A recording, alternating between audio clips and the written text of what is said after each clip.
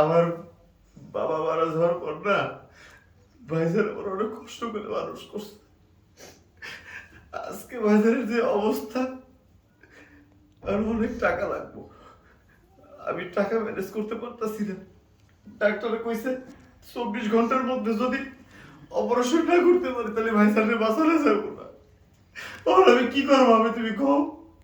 আমি জানি না, কিন্তু তোমার ভাইকে বাঁচাতে হবে। আমি শুধু এতটুকু জানি যে ওর কিছু করতে দেওয়া যাবে না। না, যেভাবেই হোক টাকা ম্যানেজ করতে হবে। তুমি কোনো চিন্তা করো না, টাকা ম্যানেজ যেভাবে করবো। প্রয়োজনে প্রয়োজনে আমার রক্ত বিক্রি করে দেবো। আমার তো 2টা কিডনি। আমি শুনছি একটা কিডনি না থাকলেও মানুষ বাঁচা থাকে। আমি আমার কিডনি বিক্রি করে দিব, দিও আমি ভাইজানকে বাঁচাবো।